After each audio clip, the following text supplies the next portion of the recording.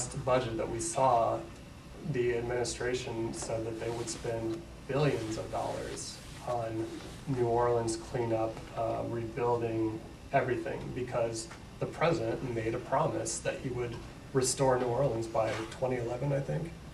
And so basically, we know that the agency will not be able to spend money that fast. The court simply, physically cannot spend money no matter how much you give them. They can't get it done. And so our numbers were very different. And part of that is based on the reality that OMB has to, at times, project the policies of the president, even though particular analysts at OMB would be quick to say, yeah, this is never happening. You know, yeah, in the end, they know it, we know it, but that's based on politics. It's based purely on policy. We're typically not too far apart. The budget in the end is a postal document, so yeah. But you don't need a consensus basically to move forward. Correct.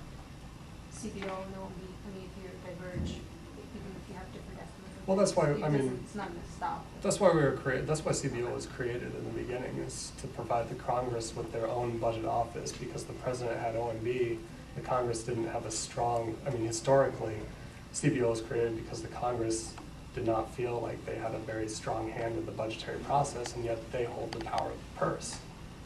That also came at a time where President Nixon was impounding appropriations for programs that he didn't like. So, but I mean, that's kind of the story. So we are entirely independent. But maybe I'll move on now and talk a little more about what we do. There are only two other things that we essentially do, so I'll get through these quickly. CBO also, in BAD, we keep score throughout the year. So once this budget resolution is in place, we track legislation as it moves through the session so that the Congress has a good sense of where we are within that plan, both in terms of pending legislation and in terms of enacted. And then we deal with appropriators, and there's a special unit in BAD that only does appropriations. I basically do not deal with appropriations except for general provisions, which are more programmatic. And then lastly, CBO does cost estimates, and I mean, that's what you'll see for our documents. There's a huge output of formal cost estimates. Anytime a full committee marks up legislation or passes it to the full House or the Senate, we are required to provide a formal cost estimate.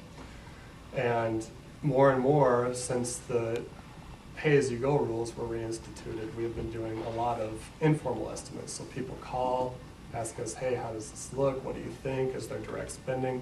We'll talk about direct spending a bit, but is there direct spending? Are there potential issues here? And we'll do a lot of behind-the-scenes consulting with them on that.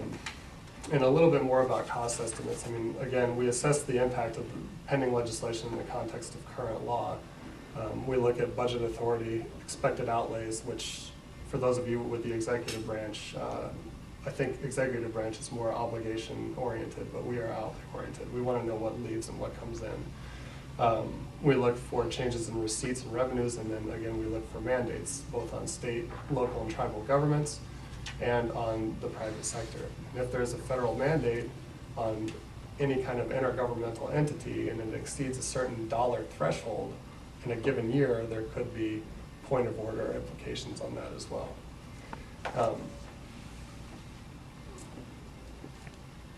I think that's good. I mean, the only other thing I was going to talk about is the difference between discretionary spending and direct or mandatory spending.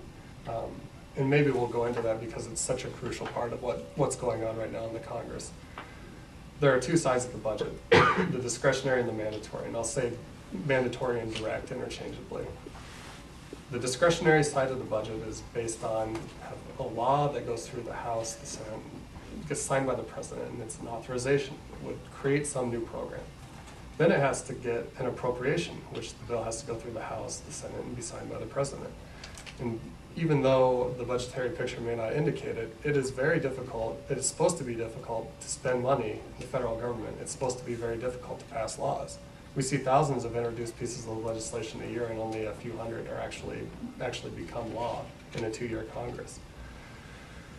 Direct spending, on the other hand, means that one piece of authorizing legislation gets passed by the House, the Senate, and signed by the president, and as a direct result of that piece of legislation being enacted, money now leaves or comes in.